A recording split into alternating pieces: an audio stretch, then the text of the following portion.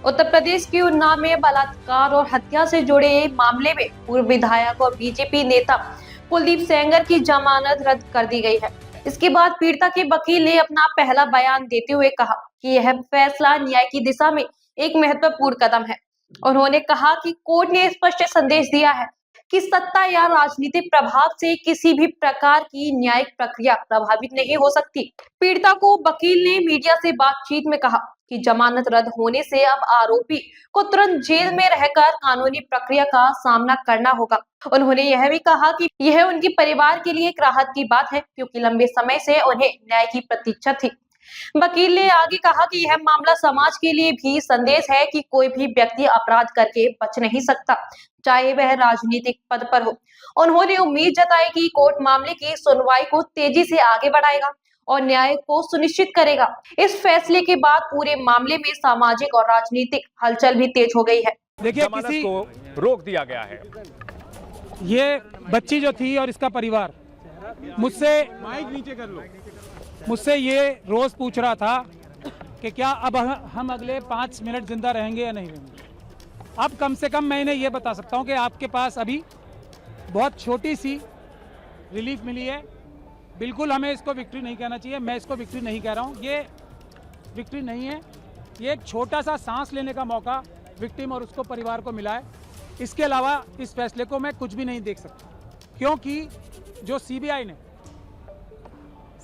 ने जो स्टैंड लिया है, जो हमें डर था वही किया उन्होंने।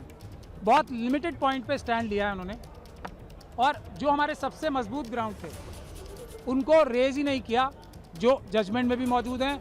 और अगर सीबीआई के पास तो हमारी रिटर्न सबमिशन भी मौजूद थी ना, जो हमने हाईकोर्ट में फाइल की थी, ना उन्होंने हमसे कंसल्ट किया ताकि हम उनकी पिटीशन बेहतर बनाने की कोशिश करते, ना उन्होंने हमें पार्टी बनाया, और कोशिश ये की कि हमें लास्ट मोमेंट तक उनकी जो एसएलपी फाइल है वो भी ना मिला।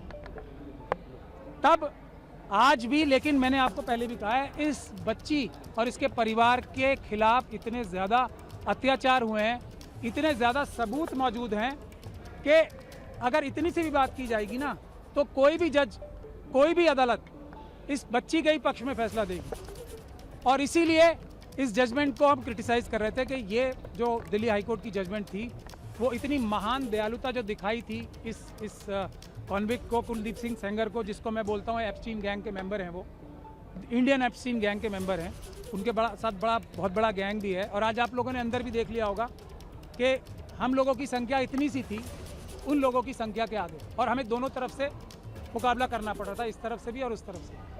तो टेक्निकल ग्राउंड पे आज कोर्ट ने फिर भी हमें मेन मेरिट्स पे सुनने का मौका, सुनवाई करने का मौका नहीं दिया, क्योंकि हमने ये कहा था कि जो सीबीआई ने बोला है वो टिप ऑफ द आइसबर्ग है। हमारे पास अभी मेजर पोर्शन है जिसमें ये पब्लिक सर्वेंट की बात तो बहुत छोटी है ना। पब्लिक सर्वेंट के अलावा ये person in dominance in control है, क्योंकि इसी जजमेंट में लिखा हुआ है कि कुलदीप सिंह सेंगर साहब ने पंचायत होल्ड करके सबको बुलाया था अपने सामने और ये बोला था कि केस फाइल करो या ना करो, ये मैं तय करूँगा। इस तरफ की बातें इसी जजमेंट में लिखी हुई। तो हमें ये भी बोलने का मौका नहीं मिला, हमें ये भी बोलने का मौका नहीं मिला कि जो दूसरा मेजर इशू है जिस वजह से ये सस्पेंशन दी गई थी, तो वो इसलिए दी गई थी कि सिर्फ 7 साल की मिनिमम सज़ा है। अब जब मिनिमम सज़ा इतनी है तो इसको छोड़ देना चाहिए। ये एक ग्राउंड था जो हम चैलेंज करेंगे भी, अभी क्रिटिसाइज़ भी करेंगे। तो मैक्सिमम पनिशमेंट देखी जाती है ना, ये कोर्ट, कोई भी हाई कोर्ट ये फैसला तभी दे सकती है जबकि वो डिटेल में फैसला दे कि इसमें मिनिमम पनिशमेंट से ज़्यादा दी नहीं जा सकती। हम ये भी नहीं बता पाए, मैं भी आपको 3-4 पॉइंट ही बता रहा हूँ।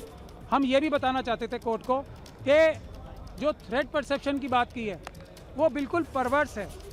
इस बच्ची के तो पिता को मारा गया, इस बच्ची के साथ गैंग रेप किया गया, इस बच्ची के वकील को मारा गया, इस बच्ची के मौसी चाची को मारा गया।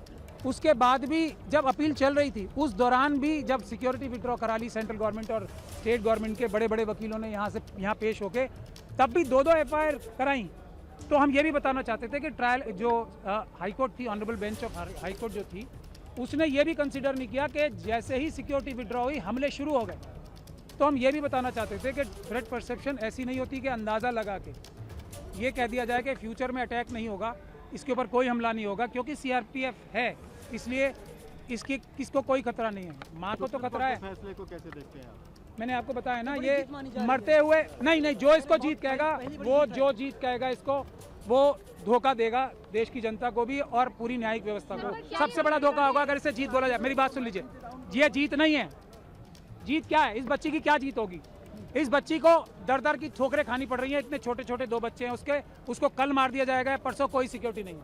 इस बच्ची का क्या जीत होगी? इसके पिताजी की हत्या कर दी, इसकी माताजी को विधवा कर दिया। इस बच्ची की जीत कहाँ होगी? अब इसके वकील को मार दिया गया, इसकी मौसी चाची को मार दिया गया और ये सड़कों पे दर दर भटक रही है।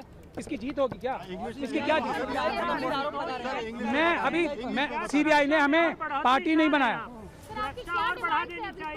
सुरक्षा छोड़िए, पहले जो जितने लोगों को, क्रिमिनल्स को जो बुलेट प्रूफ गाड़ियां दे रखी हैं, बड़े बड़े घर दे रखे हैं, आप लोग इस पे स्टोरी करो ना। क्या ये बच्चियां नहीं, मैं अब एक मिनट बता रहा हूँ, एक मिनट पहले एक लाइन तो बोलने दो। हाथरस की बच्ची है ना, जब वो भी मरने लगेंगे तभी उनका भी ख्याल होगा, उसका परिवार का कोई ख्याल नहीं हो रहा ना। ये हमारी, बस लास्ट टाइम बोल लीजिए, ये हमारी सिस्टम का फेलियर है, हमारी सोसाइटी का फेलियर है कि हम 2 दिन 4 दिन तो किसी इशू के बारे में एक्टिव रहते हैं, उसके बाद निरंतरता नहीं होती। यही जो गिद्ध है ना एप्स्टीन गैंग के, ये इस बात को जानते हैं कि 5-6 दिन, 1 महीने से ज्यादा देश की जनता भूल जाएगी, क्योंकि अपनी परेशानियों में मुब्तला हो जाती है।